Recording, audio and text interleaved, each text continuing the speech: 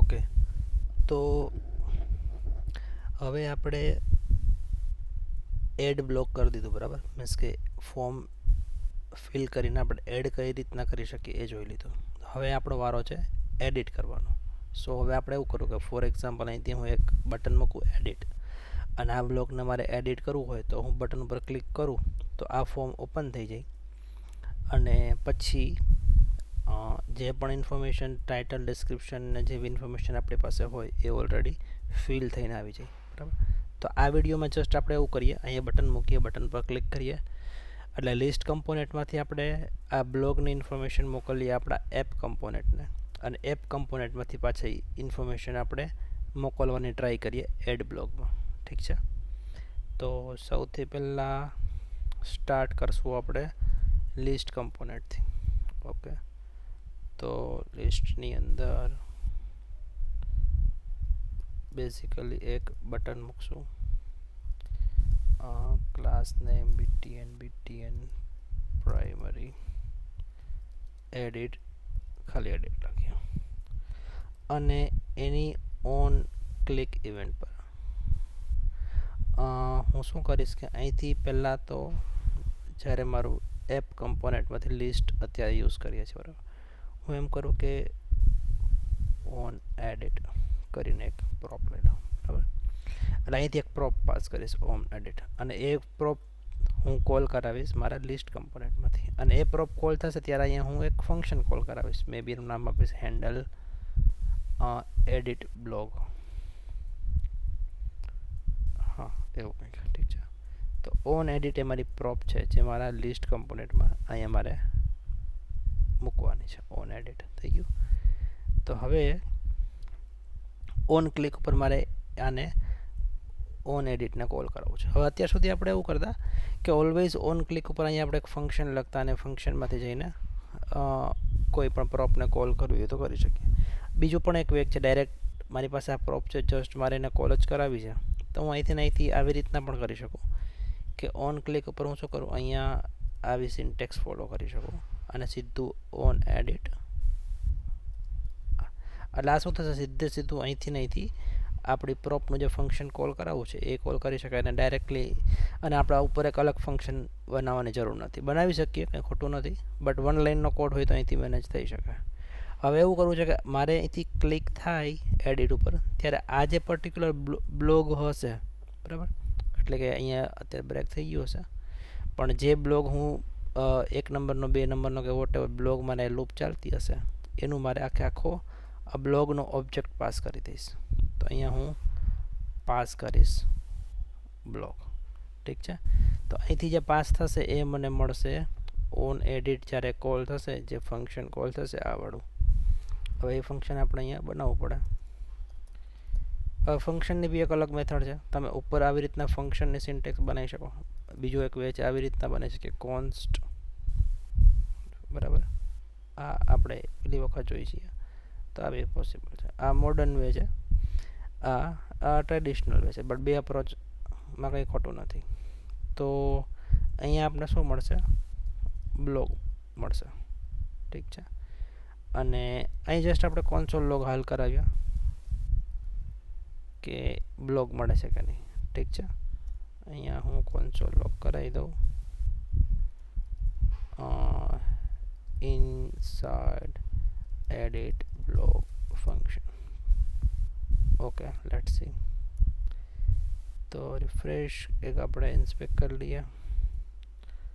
Edit button આવી ગયું આપણું, કોન્સોલમાં જઈએ, એડિટ પર ક્લિક કરું, 1 નંબરનું આઈડી વાળું આવી ગયું, બીજું ક્લિક કરું, બીજું આવી ગયું, અને ઇનસાઇડ એડિટ બ્લોગ. ઠીક છે, જે હું ક્લિક કરું 3 નંબર 6 નંબર મને અહીંયા મળે છે. Okay, good. હવે નેક્સ્ટ શું કરીએ કે એડ બ્લોગ, જેની અંદર આપણે એ ડેટા મોકલવો છે, બરાબર, કયો ડેટા, આ જે બ્લોગનો મેળો છે. તો એડ બ્લોગમાં હું એક શું કરું, એક બીજી પ્રોપ બનાવી દઉં બ્લોગ કરીને. ઠીક છે, હવે અહીંયા જે ડેટા આવે છે મારે અહીંયા મોકલવો છે, તો એ કઈ રીતના થાય, તો એના માટે મારે એક અલગથી વેરિયેબલ લેવો પડશે. હું એનું નામ આપીશ કોન્સ્ટ યુઝ સ્ટેટ મારે એનું નામ આપવું છે એડિટિંગ બ્લોક. નામ ગમે તે આપી શકો બટ મિનિંગફુલ આપવાનું. Update editing block. હવે એડિટિંગ બ્લોક શું કામ આપ્યું? કેમ કે હું અહીંયા એડિટ ચલો વાંધો નહીં, એડિટ પર ક્લિક કરું અને એ જે આખી બ્લોગની ઇન્ફોર્મેશન મને હું એડિટ કરું છું, બરાબર, એટલે હું આપ્યું મેં નામ. તો હવે હું સિમ્પલ શું કરું કે અપડેટ એડિટિંગ બ્લોગ, જેની અંદર હું આ બ્લોગ સેવ કરી દઈશ. રાઈટ. તો હવે અહીંયા એડ બ્લોગમાં હું શું પાસ કરીશ? Editing blog. ઓકે, બસ. તો અહીંયા કંઈ એરર નથી. ડન. એકવાર ક્લિક કરી લઈએ, ક્લિક.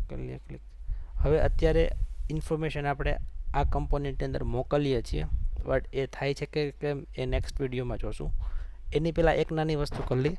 અહીંયા ક્લિક કરું ને તો હું શું કરું, મારે એડિટ કરવું છે એટલે આ ઇન્ફોર્મેશન છે બધી આખી એ મારે આ ફોર્મની અંદર લઈ આવી છે, બરાબર. તો એટલીસ્ટ આ ફોર્મને આપણે ઓપન કરાવી દઈએ. તો એ ફોર્મ કઈ રીતના ઓપન થાય છે? તો આપણે એડ બ્લોગની આગળ એક કન્ડિશન મૂકી છે કે ઇઝ એડ બ્લોગમાં શું છે, તો કે ભાઈ ડિફોલ્ટ ફોલ્સ છે. તો આપણે એને ટ્રુ કરાવીએ તો એ ફોર્મ ઓપન થાય. તો હું જ્યારે એડિટ કરવાનું સ્ટાર્ટ કરું તો અહીંયા હું શું કરું કે આ વેરિયેબલ છે મારો અપડેટ, એને ટ્રુ કરાવી દઉં. સિમ્પલ. ઠીક છે. તો હવે મારું એ ઓપન થઈ જશે અને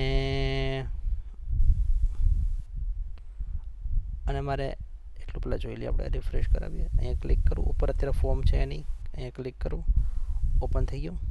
અને આ ટાઇટલને પણ મારે ચેન્જ કરવું છે, તો એને હું કરીશ આની ઉપરથી editing block. Default null value છે, નલ હોય દેટ મીન્સ કે એડ થયું. તો એ આપણે આની અંદર મોકલીએ છીએ એડ બ્લોગમાં. તો એ આપણું ક્યાં છે? અહીંયા. તો હું એમ કહું કે એડિટિંગ બ્લોગ હશે, દેટ મીન્સ એ છે edit blog, else add blog. Okay, જોઈએ રિફ્રેશ. તો એડ બ્લોક ઉપર ક્લિક કરું. અચ્છા, એ બ્રેક છે. એડિટિંગ બ્લોગ, અચ્છા મેં એક્સેપ્ટ નથી કરેલું. અચ્છા, એડિટિંગ બ્લોગ નથી. અહીંયા આપણે શું મોકલીએ છીએ? અહીંયા આપણે બ્લોગ મોકલીએ છીએ. તો પહેલાં તો મારે એને કેપ્ચર કરવું પડે, બ્લોગ. ઠીક છે. તો અહીંયા આપણે એડિટિંગ બ્લોગની બદલે લખશું અહીંયા બ્લોગ. જો બ્લોગ મળે તો એડિટિંગ એડ કરું, એડ બ્લોગ આવી ગયું, એડિટ કરું. ઠીક છે, એડિટ આવી ગયું. કોઈ પણ જગ્યાએ ક્લિક કરીએ, એડિટ અને એડ.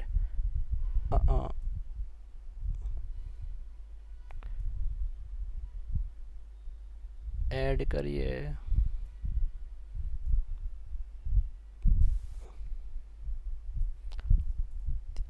એને આપણે રીસેટ કરાવવું પડશે. ચલો, વિડીયો લાંબો ના થાય એટલે એ સોલ્યુશન નેક્સ્ટ વિડીયોમાં કરું છું, બટ આટલી પ્રેક્ટિસ પહેલાં કરીએ. ઠીક છે.